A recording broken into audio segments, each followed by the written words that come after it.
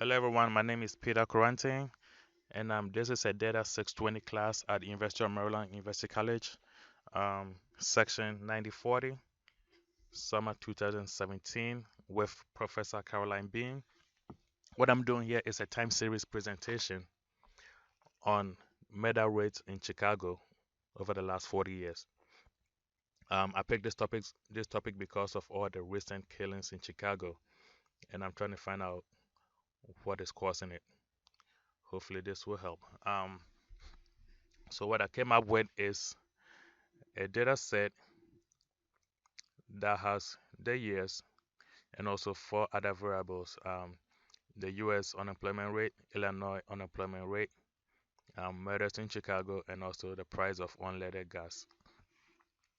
The first sheet that I have here is the years and murder rates in Chicago, and I try to do a forecast on it to see what it's going to look like 20 years from now.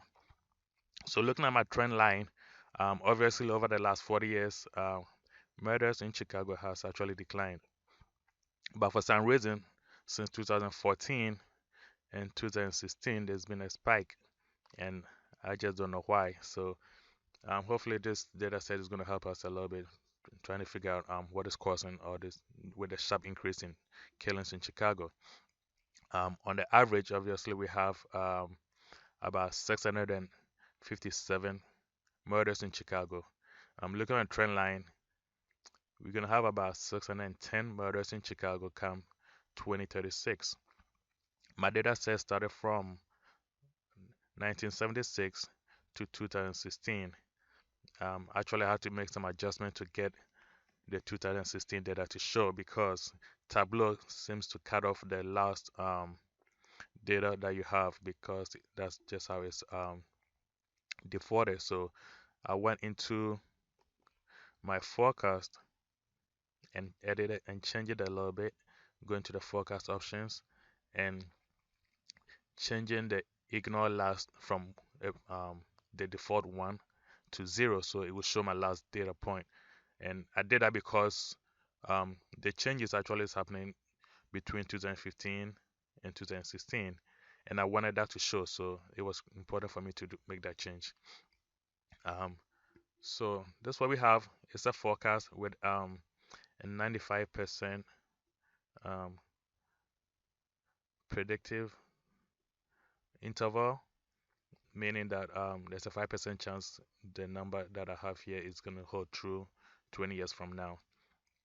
Um, so going to the second graph or second sheet, I came up with unemployment rate in Chicago and murders in Chicago. And really, it looks like when unemployment is low, the murder rates go up.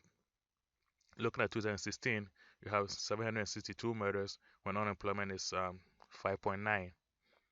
Um, Again, looking at 2019, 92, um, you have 943 murders when unemployment was 7.9. So really, it looks like when unemployment is low, murder rates actually go up, and you would think that should be the other way around.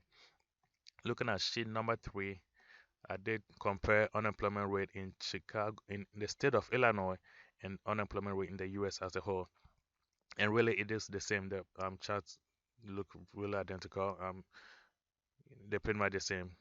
You know, when unemployment is high in the across the board in the U.S., it is high in Illinois, and when it's low, it is low in Illinois. So, well, looking at sheet 4, um, the price of unleaded gas and murders in Chicago. Now, this is interesting because for some reason, when the price of gas is low, murder rates go up, and when the price of gas is up, murder rates go down. And it's been the same for the last 40 years. So really, I think there's some kind of relation here where I guess when price is cheap, people get around more and they do more shootings. So with that said, I have my dashboard which shows all my graphs. Um, Kind of give you a good shot of everything together. Um, I don't have a lot of time to really go into details how I came up with all the little adjustments I made, but let me show you where I get my data from. So this is my reference sheet. Most of the data came from Chicago Police Department and the Bureau of Labor and Statistics. Thank you. I hope you enjoyed it. Bye.